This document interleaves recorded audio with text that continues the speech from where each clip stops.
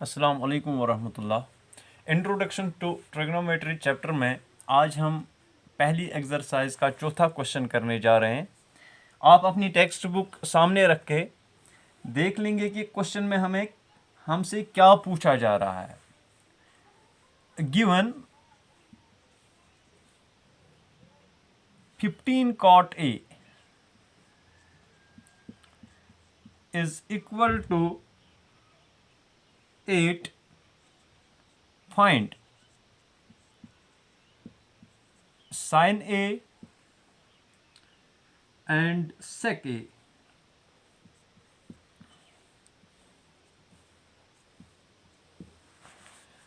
हमें cot A का value दिया गया है और साइन ए सेक ए, यानी एंगल चेंज नहीं होगा इस क्वेश्चन में। एंगल जो यहाँ पे ए है वो साइन में भी रहेगा और सेकेंड में भी रहेगा। तो यहाँ पे अगर हम इस पोर्शन पे नज़र डालें जो हमें क्वेश्चन में दिया गया है 15 cot A is equal to 8। अगर मैं cot A को यहाँ पे लेफ्ट साइड में ही रखूँ, जैसे कि हमने कल किया था क्वेश्चन में, cot A का वैल्यू क्या हमें मिलेगा, 8 तो अपनी जगह है, ये 15 चूंकि यहाँ पे मल्टीप्लिकेशन में था, नेक्स्ट साइड में जाके ये डिवीजन में चला जाएगा, डिवाइडेड बाय 15। अब चूंकि जब हमने पहले ये ट्रिग्नोमेट्रिक रेशोज इनका वैल्यू जाना था तो हमने देखा था कि साइन का जो अपोजिट होता है यानी रेसिप्रोकल होता है वो होता है कॉसेक। ठीक, इसी तरह से कॉस का सेक, टेन का जो रेसिप्रोकल होता है वो होता है कॉट। इसका मतलब क्या हुआ कि अगर हमें टेन का वैल्यू, जब हम लेते थे टेन का वैल्यू तो हम लेते थे परपेंडिकुलर और बेस, तो इसका रेसिप्रोकल क्या बनेगा, टेन का रेसिप्रोकल क्या बनेगा, बेस और परपेंडिकुलर। तो इसका मतलब क्या हुआ कि कॉट का वैल्यू क्या होगा, बेस और परपेंडिकुलर। अब सबसे पहले हम देख लेंगे कि एक ट्रायंगल हम लेते हैं जिसमें एक साइड 8 होगा, एक 15 और तीसरा साइड हमें पता नहीं है क्या रहने वाला है। तो सबसे पहले हम तीसरा साइड जो ट्रायंगल का है वो देख लेंगे। अगर हम देख लें यहाँ पे एक ट्रायंगल हम लेंगे, let this be a triangle. ठीक,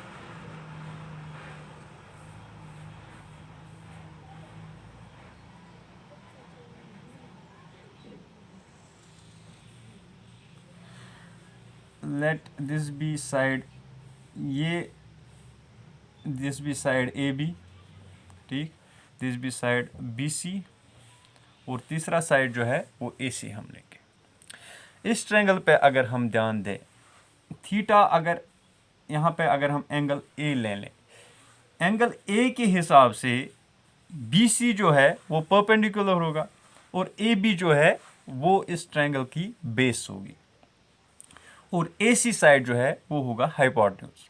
अब कॉट ए का वैल्यू क्या होगा, कॉट ए इस ट्रायंगल के हिसाब से कॉट ए का वैल्यू क्या होगा, बेस ओवर परपेंडिकुलर।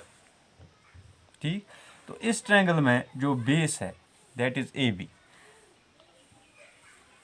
वो वैल्यू हमें दिया गया है 8/15। इसका मतलब क्या हुआ कि अगर बेस 8 है, 8 के मतलब सेंटीमीटर्स, मीटर्स या मिलीमीटर्स में हमें कुछ भी नहीं दिया गया है इसका वैल्यू, तो लेट इट बी 8 के और 8 डायरेक्टली, क्योंकि हम बाद में देखते हैं कि वो के और के कैंसिल हो जाता है, और p का वैल्यू यानी परपेंडिकुलर का वैल्यू क्या होगा फिर, दैट विल बी 15।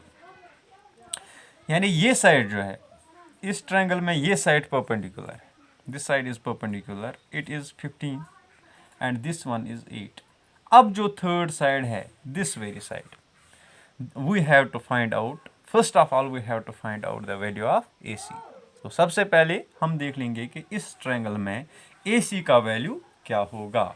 यानी अगर हम कॉट ए का वैल्यू लेंगे 8/15, इसका मतलब क्या हुआ कि base of the triangle will be 8, ठीक, और परपेंडिकुलर क्या होगा, दैट विल बी 15।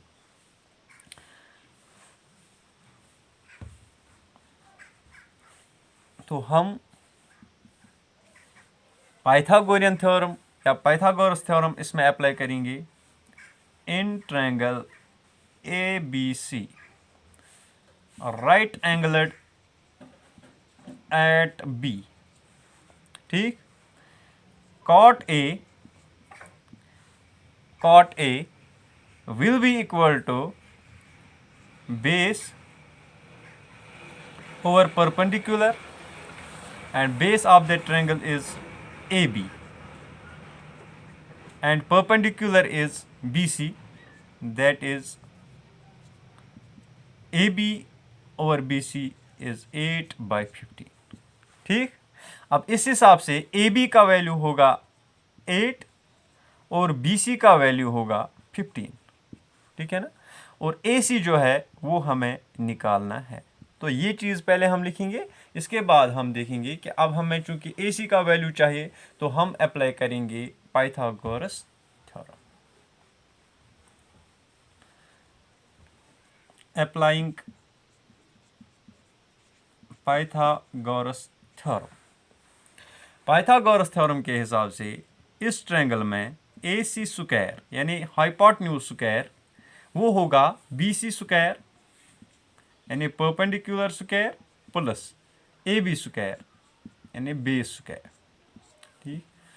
अब चूंकि यहाँ पे हमें AC का वैल्यू पता नहीं है, लिहाजा हम AC को ऐसे ही रख, AC स्क्वायर का वैल्यू हमें क्या मिलेगा, BC स्क्वायर, BC का वैल्यू है 15 और स्क्वायर साथ में plus AB that is 8 square, ठीक।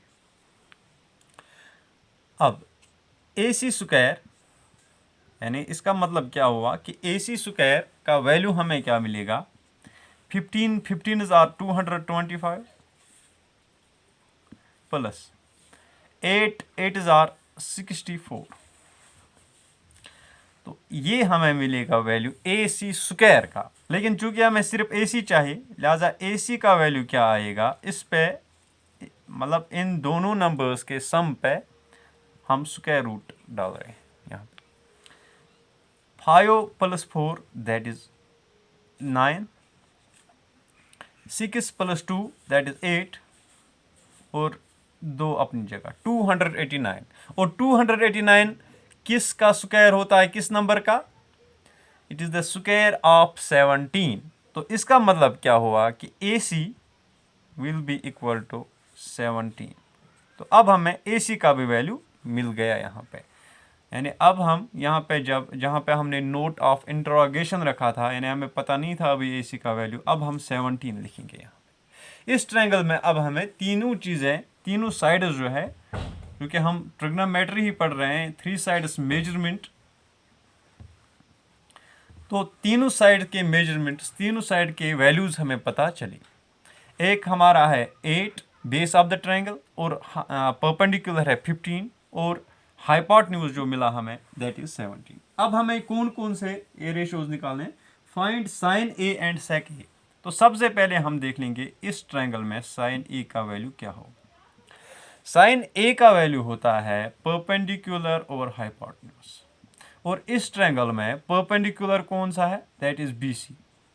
क्यों, क्योंकि एंगल जो है हम ए ले रहे हैं। अगर साइन सी होता, साइन सी हमें निकालना होता, तब ये AB साइड जो है ये परपेंडिकुलर बन जाता। तो perpendicular over hypotenuse, hypotenuse is AC, ठीक, और BC that is how much, 50 and AC 17। तो ये हमें साइन ए का वैल्यू मिल गया। इसके बाद जो हमें दूसरा वैल्यू चाहिए दैट इज सेक ए, और सेक होता है रेसिप्रोकल ऑफ कॉस, और कॉस का वैल्यू क्या होता है, बेस ओवर हाइपोटेन्यूज। इसका मतलब सेक का वैल्यू क्या होगा, that will be hypotenuse over base, उसका अपोजिट यानी उसका उल्टा। अगर वो बेस ओवर हाइपोटेन्यूज था कॉस ए, तो सेक ए का वैल्यू मिलेगा हाइपोटेन्यूज और बेस। और हाइपोटेन्यूज यहाँ पे इस ट्रायंगल में है ए सी और बेस है ए बी, ठीक। और ए सी का वैल्यू कितना है, ए सी और ए बी का वैल्यू क्या है, दैट इज 17/8। तो ये हमें मिला सेक ए का वैल्यू।